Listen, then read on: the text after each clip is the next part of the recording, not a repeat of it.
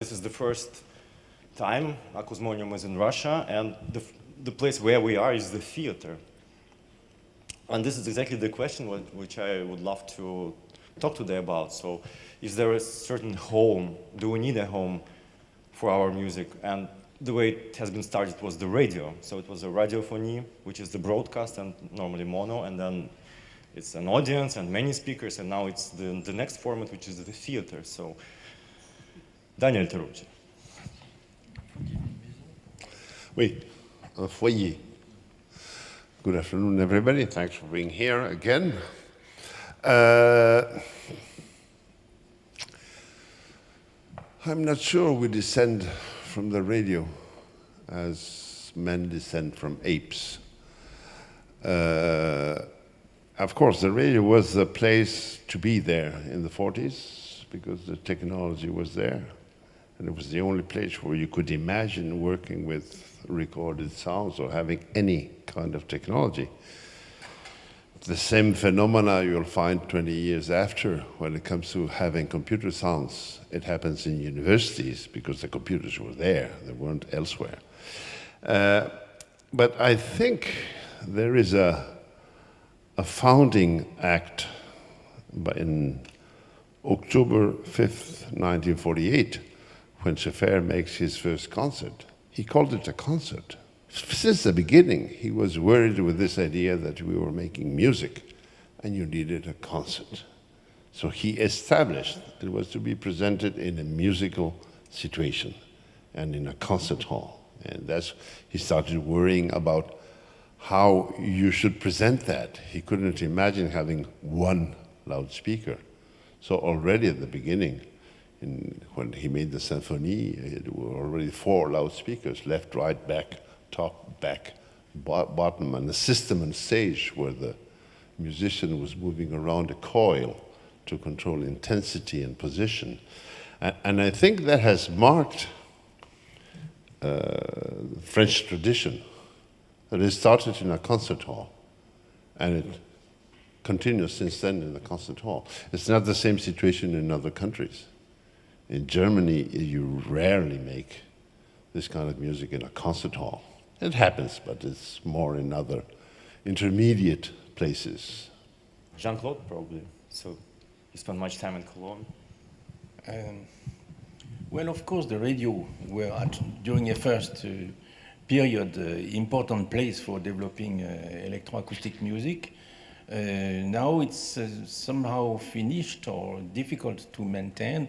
I was quite furious when I saw that the Cologne studio was closing. For me, there was no reason, no absolute reason to close the studio, because it was for me a very interesting situation. There was a hybrid type of situation. There was old material, new material, and they were combined together. And I said to the responsive people, why don't you keep this studio active? Because it's so interesting to have several technologies, several layers of technology from different epoch, which are combined together. And in my own piece, in the 19th, I created a new piece there, and I used the Synthi 100, new Atari they had, and old tape techniques all together. I was very happy with that. But it seems that the argumentation was not convincing the bureaucratic responsible people. And I suggested them to try to build a new studio where they would, since there are big TV, also big television, to try to combine research on frames, on image, and research on sound, And they told me, oh yes, excellent idea, we are going to think about it, but there are 20 years that we had this conversation, I never heard about it. So personally, I have been experienced also studio in universities. They were systematically oriented towards research. And I found in many places that those studios in university had a tendency to go to academism. It was systematically technology research, of course quite a lot with computer research, etc. But there was not the need to make works, convincing works, as there was before in the radio. And so now we are in the theater, and I believe it is a superb place, because the theater, one of the basic missions of the theater is to produce a play which can convince the listener, the spectator, you know, that it is an artistic play, it is a good artistic solution, you know. And so I believe it is a good place for getting the triggering towards art making, you know, and not only research, not only technology research, you know. Well, here is normally in the theaters that's the opposite situation, that it's just about the plays, just about premieres, it's just about the shows, and it's never about the research. That's why I'm so really happy that this is the research laboratory here in Alexandrinsky Theatre. But normally it's not. It's absolutely untypical. It's an exceptional situation, at least in Russia, in the theaters. So it's obviously, you know, there is just the research, and this is just the show, and you're talking probably about the intermediate form, and the necessity of them. Exactly. So, Volk McLean, you are working a lot with the theater. That's right. Well, I work quite a bit with dance theater rather than spoken word theater. But what I think is very different in our present situation is that we can shift our focus really to research on the artistic project, really, for the technology is in place somehow now. For most parts, it hasn't changed much the last 15 years. And even if you look around now at the speakers, it's actually all owned by the theater already. So it's not a problem of infrastructure. And since you can use your own laptops nowadays, for most parts, to at least create the sounds, of course, you need to go into the space and spend time in here. But as soon as there is knowledge or a certain artistic openness that we can, you know, sound, spatial sound can serve or contribute in many different ways to spoken word or dance theater, obviously. As soon as people know about that or are aware of that, if there is this awareness, then it actually doesn't take much, for the infrastructure is here, and the research then can be on an artistic level. For the technological research doesn't need to happen really for theater anymore. It would be about virtual reality, immersive sound. That's technological research at universities right now, but that's something, you know, for computer science to deal with, I feel. And it's also too complex for composers to deal with the technology, development of the technology. But at theaters, as we can see in this festival, we've got the infrastructure, and it would be a brilliant way to use it in whatever forms, you know, either musical festivals, but in just normal repertory plays as well. There is a lot of room for that kind of acoustic, compositional awareness of what sound can be, other than sound effects or straightforward music. Mm-hmm. Yeah, thanks. So you just mentioned the virtual space as a potential development of the music, and that's exactly what Francois Bayle was talking yesterday about when he was asked about the potential future where the music could go. And you said that it's probably will be that there are no speakers anymore. We listen to the music somehow else by, I don't know, radiation or the brain scanners or emitters or something. Could you maybe develop this prognosis somehow? No, I cannot develop in this way because I don't know the future. I can only speak a little from the past, because I am not a future man, I am a past man. And the beginning is very important. You have to understand that electronic music is a natural child with not a marriage. The couple was music and electricity. And this strange couple make a natural child with all the problem, because he's not recognized by his father and his mother. So he has to find his way by himself, and with big struggle for life, because he's completely refused by the society and by the traditional and by the electricity and by the music. Anyway, it's an excellent starting because it's a new place and it is not alone because many things are a result from the couple of electricity and the life in general. When I start the idea of Acousmonium long day ago, my aim was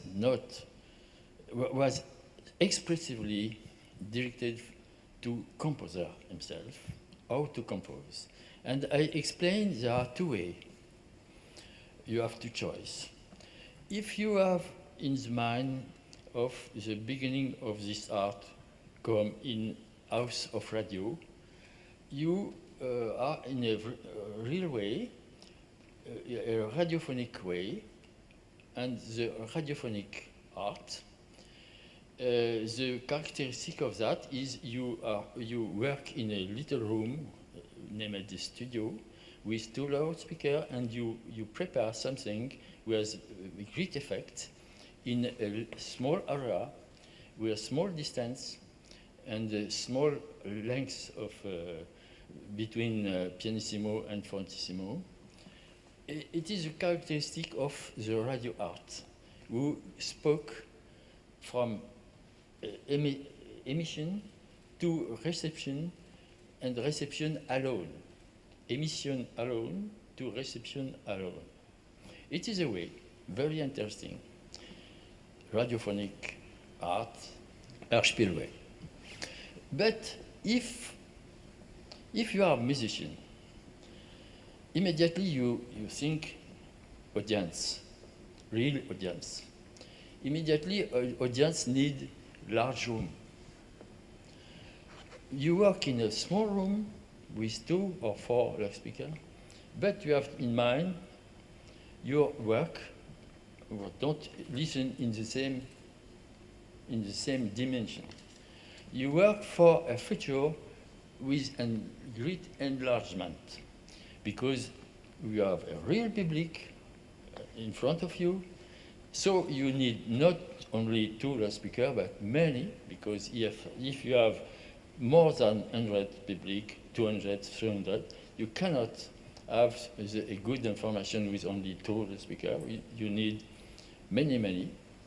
So you have to understand your music will be enlarged, and with breath in small and large and small and large. So this was my starting idea of Acousmonium, to have the possibility to donner de la respiration à la projection musicale. Give a wide respiration, breathing to the music. But if you think in this way, you have to think that in your music may have a small part, large part, orchestral moment, solist moment, and you have to think of the future of what you do. The future is not in the room where you do. The future is in other place with another condition. So it was that, and for me, this starting point of view contains the future of this art. Because after, the problem is how to find support. Radio, a long time, was a good support because we can do a radio program with our work.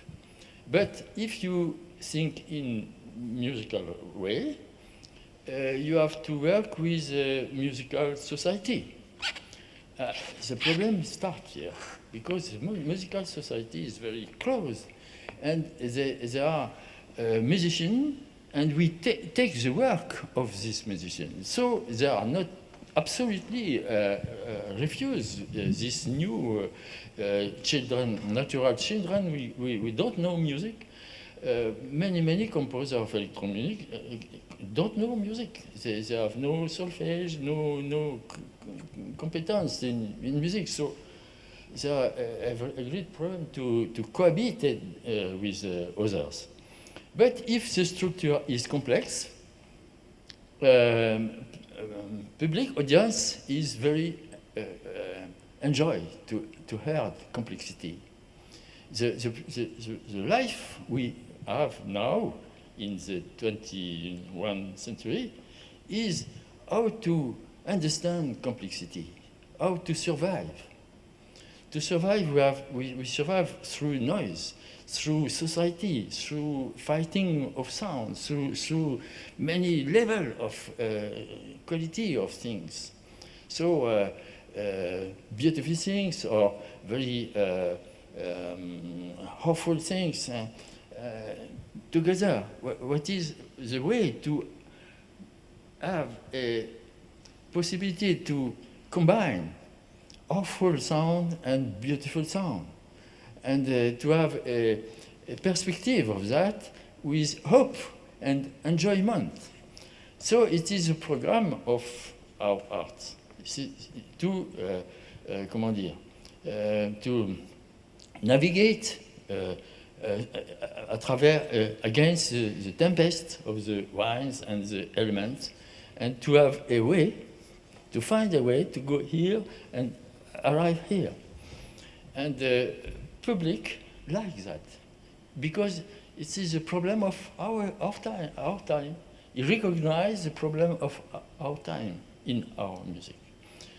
So I think we have to convince the manager of the institution, because finally the problem, the most hard problem, Daniel can say the same, the most problem are not with music, are not with... The problem are between the composer. Composers are very difficult person, very opposite against themselves. So they are not able to construct a house in maison commune. Yes, yes. The union of composers are awful things in every country where they exist. It's absolutely a pity. So don't imit that. So we cannot have a hope to an union of composers. We have to find other people with a manager, with we like the artist, and we invent as this 3D a moment of crossing way between many sort of way of making, and to try with the audience, and to have a room with full of people to interested by that. So I hope we are on the good way for that. Thank you for trying. Thanks for joining. It's a big pleasure. Łukasz Stangl sounds like reacting on that. I just want to say some words, beginning with Daniel's speech concerning the first concert, 5th of October 48, in a concert hall. And it's right that music should be performed in a concert hall, acousmatic music as well. But I would say that a lot of activities in electronic, electroacoustic, acousmatic music was in a kind of direct relation to radio stations. So even if we do now concerts in Vienna, we try to invite the radio to record the concert and then send it, whatever. But in our state now, I would say that the more private the radio stations try to be, or the state is losing his responsibility for cultural affairs. No, we have to find another kind of distribution and other path of bringing up the music. That's why it's fantastic that we have the possibility to perform this fantastic music here in the theater. And I would say that everybody knows that the Greek theater is connected also with the Greek choir, so it's was always part of music, the theater, and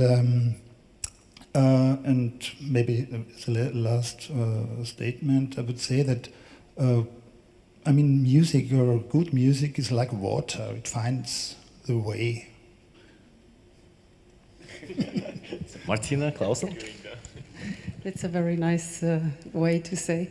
I would like to add, I think, because we're talking about acousmatic music in a theater now, it can be much more. It's not only in theaters possible to have an acousmonium, as, I mean, we could have it in parks, we could have it in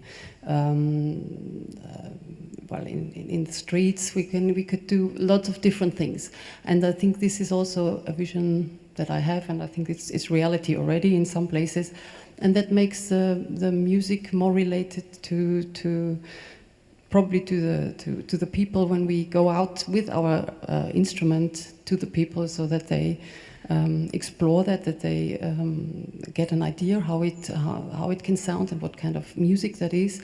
They get used to this. They are curious about this.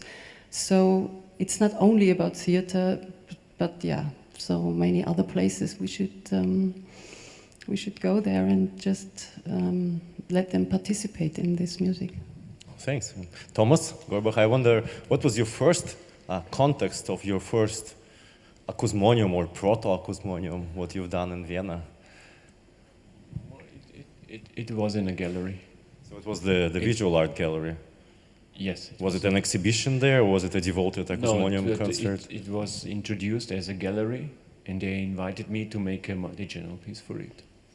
So, yes, and over the last 12 years I did concert in different places, with different people, with different organizers, and I was always a little bit afraid that we don't have sad that we don't have a fixed place where we could say here is acousmatic, like cinema.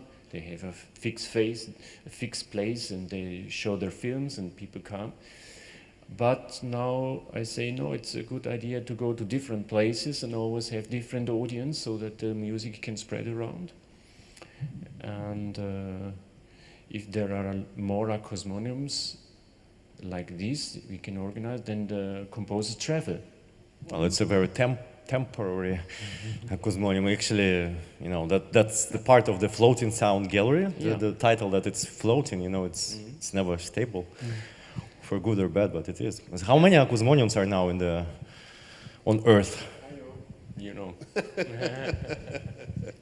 Our good friend Annette van der Gorne has made a list, and there are about 30 acousmoniums, Yes. including 5 or 6 permanent installations, normally as domes. Normally it's Yeah, there's ZKM, there's San Diego, there's Belfast, and places where they are dedicated, often associated to universities. Universities have been quite active. Sorry, I always have a certain mistrust with the universities, because they're more interested in their research projects and the fact they're having the technology than in the music that's done inside. But well, it's an active partner.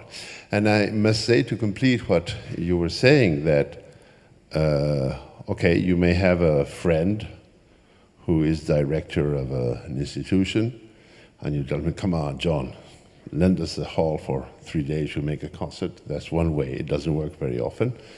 But then the rest is what you all know, which is called marketing.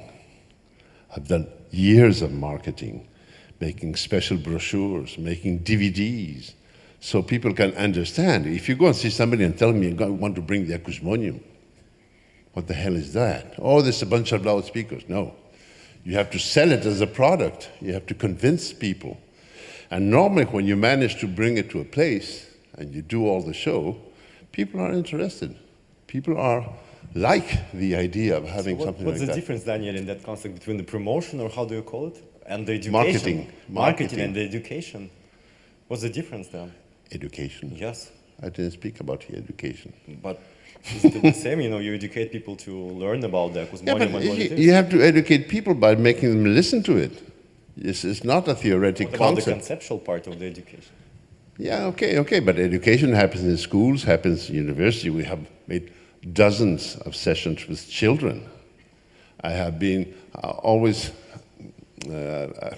we went several times to ZKM with the Acousmonium in Karlsruhe, and every morning there are 2 sessions with children from 8 to 12.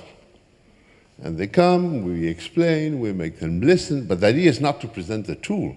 The idea is to discover how they listen and how they can listen to sounds in a different way and with the many examples. And even children are fascinated immediately. They start asking questions they want to. And we have made dozens of workshops with hands-on Acousmonium, as Thomas did the last 3 days, and they're extremely, but that's a part of the whole thing.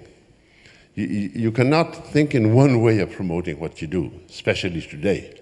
If you want your music to be known, it's not by publishing CDs that you will make your music be known. Make a CD, you make a DVD, or you put it online, you put it through a system, then you make concerts. It's a whole array of things you have to cover. It's complicated, but it's the way it works today. I come from a different generation. When I was studying music, for me, being a composer was being a composer. You compose, and if you're good, success comes. And success doesn't come. No, it doesn't come. You have to go and look for it. You have to fight for it. You have to try to convince your colleagues. That's the most difficult part. I'm not pointing to Francois particularly.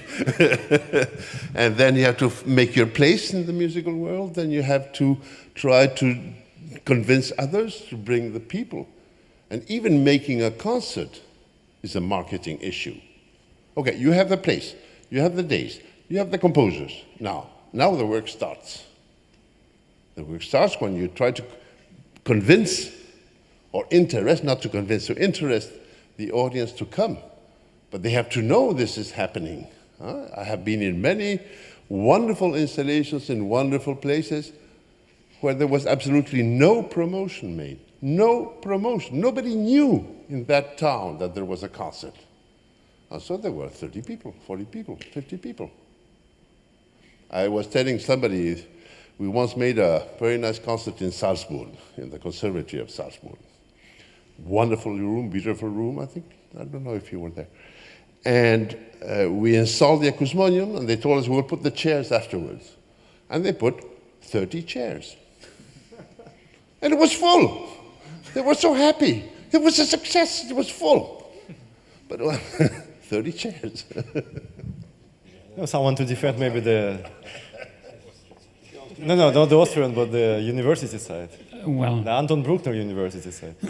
Well, it's true that a lot of the kind of spatial sound places are in university context. In Linz, at the university I teach, we've got a 20.4 channel fixed installation system and also studios to produce for that. But then if you go into theaters in Vienna, then you realize that most of the spoken word theaters, they've got like 40, 60 channel systems installed. Even the operetta plays, the Volksoper in Vienna, for mono like, purposes. Yeah, but they've got 60 channels, like fully equipped stuff there already. So they would never call it Acousmonium, for they probably don't know the term. But generally speaking, I think it's a very good time for spatial or multi-channel audio. Just for the technology is very scalable and still quite expensive, but it's quite cheap. You know, any laptop can run 32 channels of audio now. It's easy. So I think it will just branch out to all kinds of places, and the infrastructure is there more often than you'd think. And I think it's more about getting the idea out to use it, and that that also changes the whole idea of what a concert is. You know, that's also one of the probably the issues or problems with theatre. If you've got completely spatial sound, it doesn't mean that the stage needs to be in front necessarily. If you've got musicians, obviously the music comes from wherever somebody hits the drum. But here there's a whole new conceptual space for installative theatre works, installative dance works that allow you to mingle audience and performers and so on. And this, on a conceptual level, also poses challenges to the traditional theatre in a way. For if you've got a kind of a stage in front made from concrete and everything else is kind of fixed chairs, well, there is already a suggestion of how to use the space, like stage, people watching. But so I think at the moment there's a whole lot of openness for using and abusing existing places. So even if you don't call it Acousmonium as such, and you're not working as an Acousmonium, even if it's a Dolby 60-channel system, there is loudspeakers, you can use it. So subversion is always a good thing to start things in art. Because we're speaking of what we miss in our musical world, but one of the things we miss more is time. You go to a place, and how much time do you have to make the installation, to rehearse, and to prepare everything? Sometimes you have only 1 day or 2 days maximum, and that's quite you consider to be rich. There's a wonderful, terrible experience. Stefan Weinswil in TU University, he got 1 million euros from Siemens. What did he do with the €1 million? He installed a wave-filled synthesis in the big aula of the TU University. The big aula is 1,000 people. Wave-filled synthesis, this wave-filled synthesis system is 900 loudspeakers in an awful room with the terrible acoustics going up like that, with all the technical system behind. How many days per year can he work there? 2, 3? Nights, not days usually. Yes, nights. Nights, actually. And you imagine when you project yourself having such a huge system, but you would need months and years to explore what you could do. And normally it's just, you have 5 minutes ahead to go and do it. Yeah, but still I think now speakers are so much cheaper. I've got a 14 or 15 channel system at home, which is, it's not super good, but I mean, you can, yeah, he's very rich. He's at university. I can witness that. No, but I mean, it really is, you can build kind of cheap, not very brilliant, but you can build systems, you invest €1,000 and then you've got everything from the computer to an 8-channel ring of semi-shitty speakers.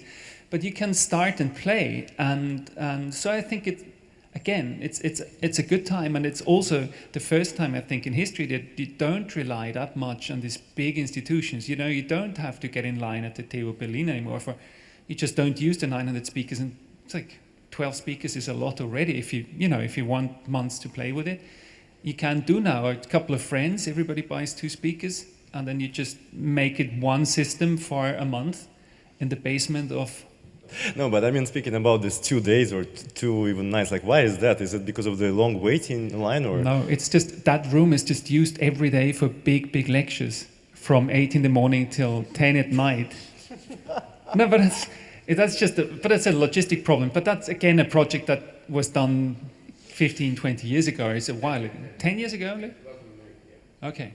But I mean now, unless you go really for the kind of high level wave-field synthesis or 120 channel like virtual acoustic space, you invest not so much money. It won't be super brilliant, but good enough to do stuff, and much better than the speakers they had 40 years ago when they started, whatever better means in that context.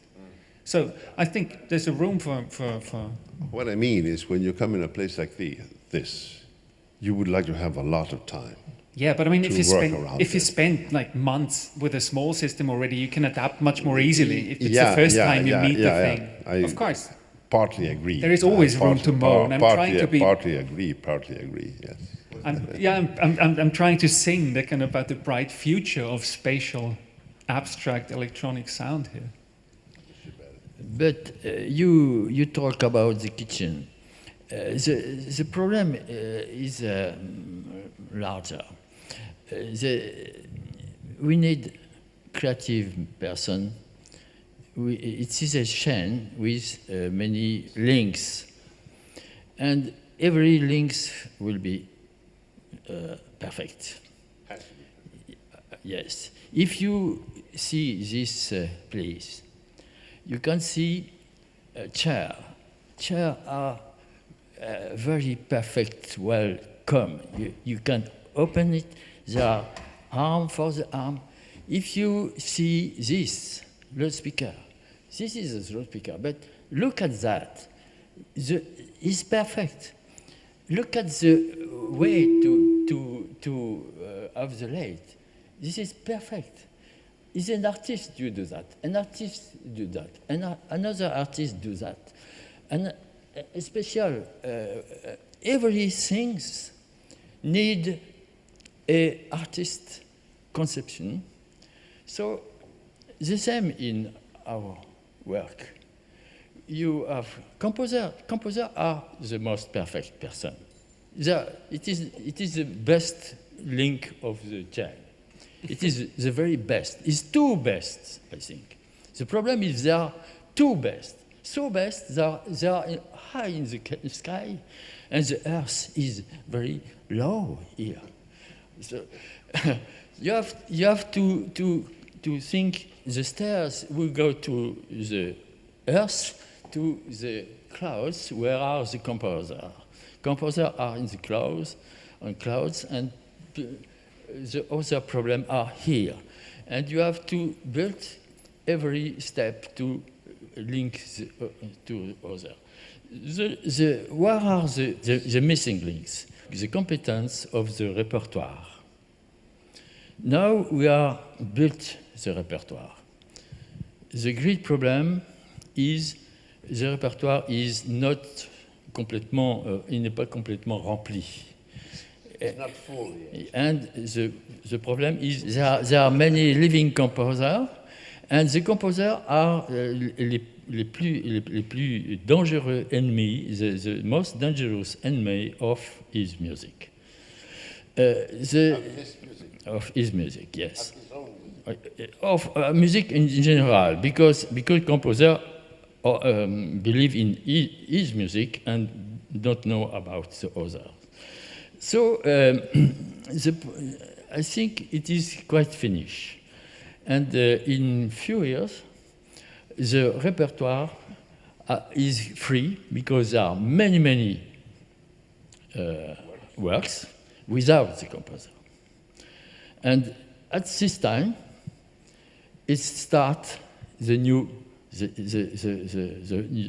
work start really, because immediately we need people who know the repertoire, and without any attachment, and with objectivity, and they can be the good links to explain to audience, and the music need all these links. Music needs works and composer.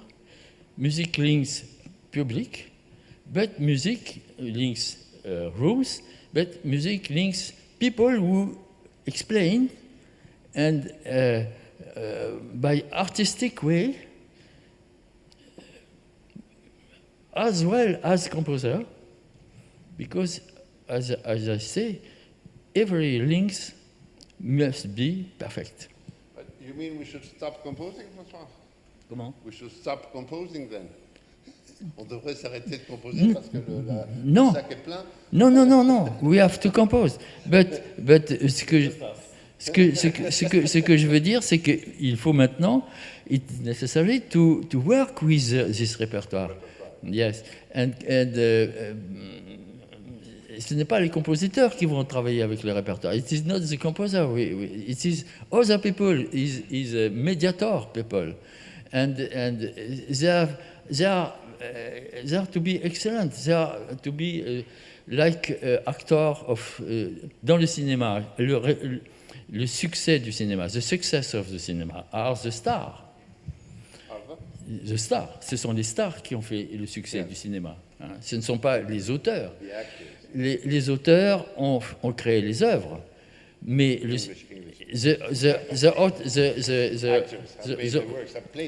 oui, les auteurs, the authors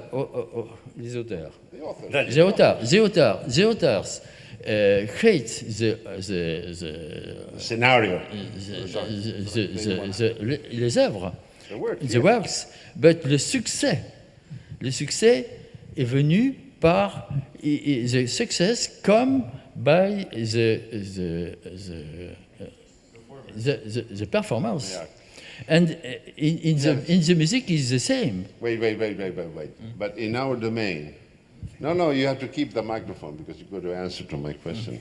In our domain, we are making the installation, we are making the music, we are playing the music, we are analyzing the music, and we are teaching the music, all in one person. Yes, I do that by and then we also try to listen eventually somebody else's music. Yes, but it's normal at the starting period. But the starting period is 70 years old. Yes, it's a very short. It is a so great event. What you do, it's so great. What is 17 years? It's very short. So we have to see in 100 years. It's normal. It's normal. We have to do all the steps to show to others, to show how they have to do. So, can I ask him questions? No. Aren't you thinking in a very traditional way? You're analyzing today's music and regarding what has happened in the past with music. But today we're in a different world, in a different technological environment, cultural environment, with the information environment. Why do you think that the same thing that happened with the music of the past should happen with the music of today? No, il y a des invariants. There are invariant situation. Yeah. The mediator is absolutely necessary in any case. Yeah, the triangle de la communication. To communicate, you need author, you need public, and you need mediator. You need a translator between the two poles. It is absolutely, you cannot find another way to communicate. But in the practice, we haven't found many mediators, Francois. Parce que nous l'avons fait nous-mêmes. Because so what should we do then? Yes, because we've done it ourselves. I agree. We have been the mediators of our own music. So what should we do? Yes. Are there any mediators in the hall ready to take the... I see a good mediator here. I see a good mediator here. I see a good mediator here. I see the new generation working and arrive. Yes. I hope.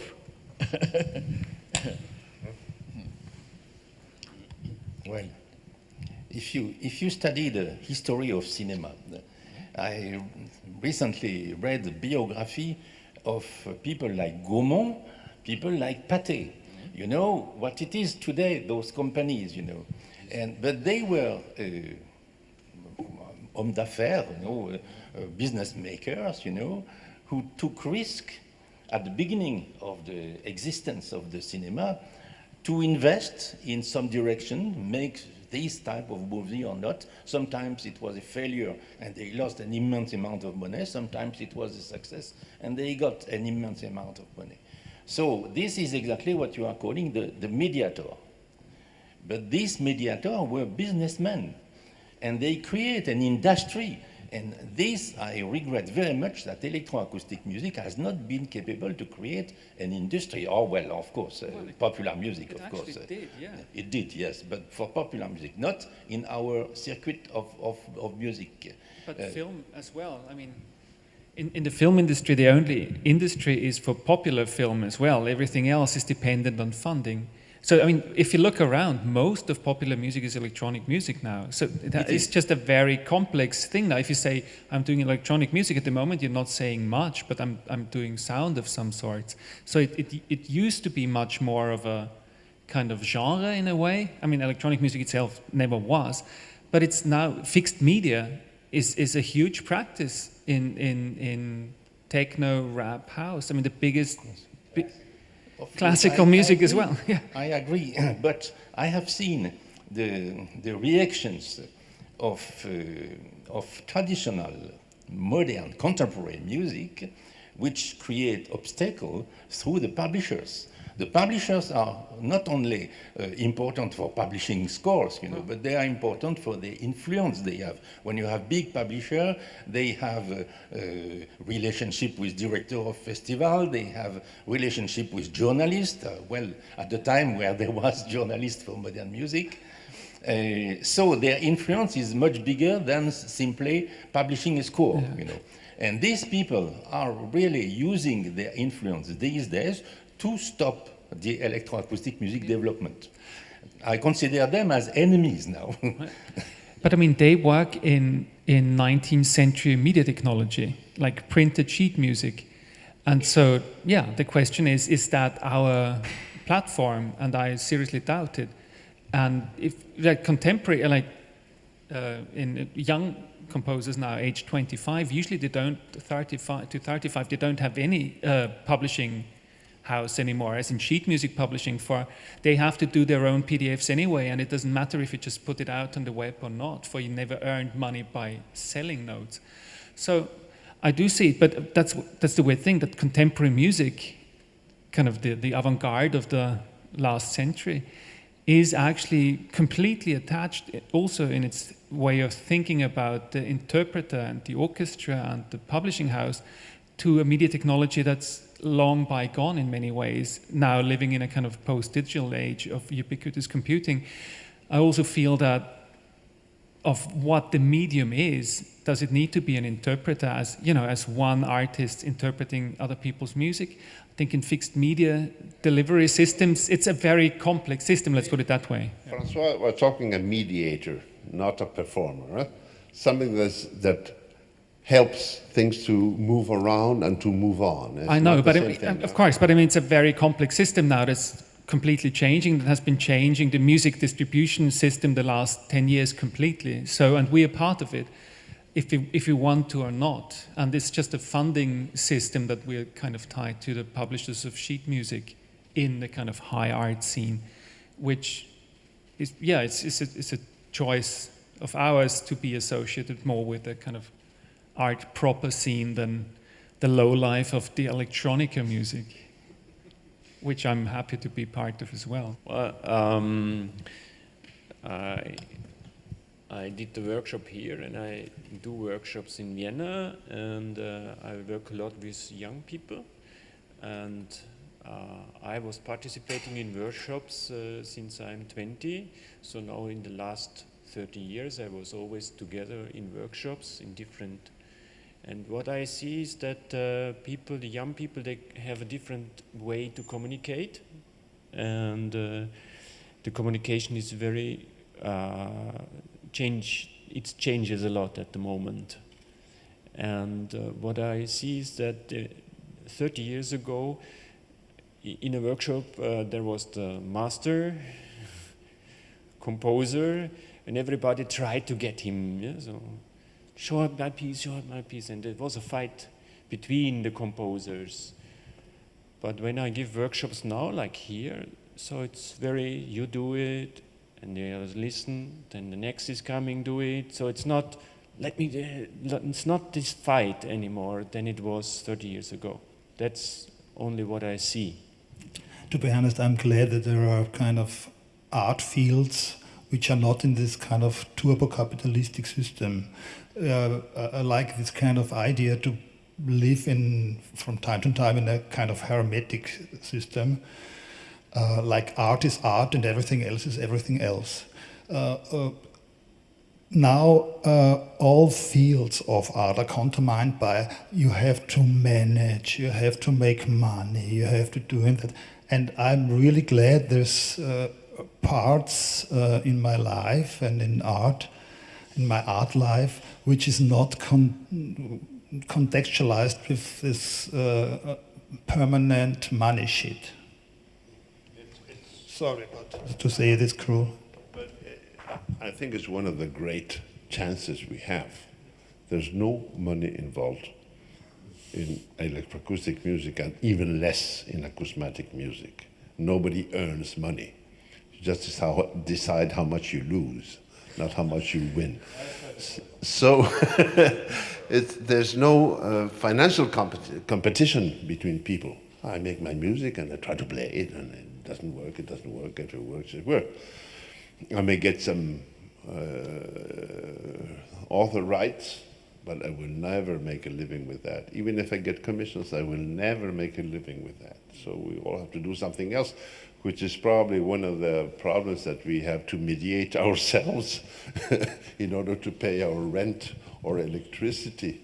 And we have always little time for music. Huh? Oui, mais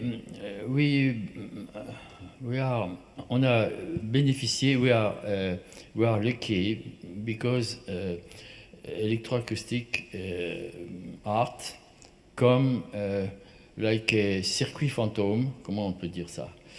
A ghost circuit based on real circuit near from. Je veux dire que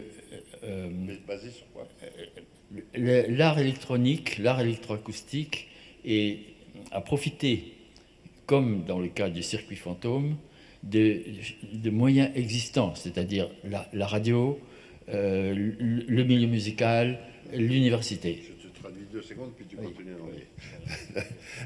The electroacoustic music has used the existing networks of technology, of media, and everything that exists. It has based, it has made this phantom activity on these existing circuits. Yes, absolutely. And we are like pirate. Nous avons piraté les institutions. We are pirated institutions. And artists are also something like pirates. But if we think in the future, the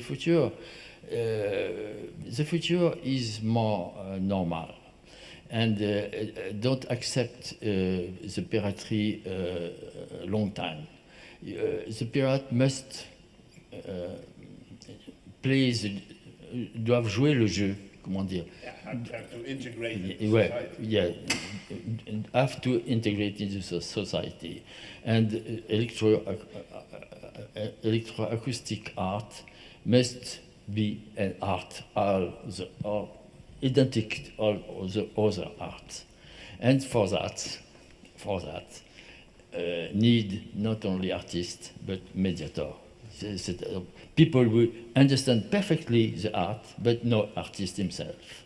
But can speak about and can offer the house normal for a normal life.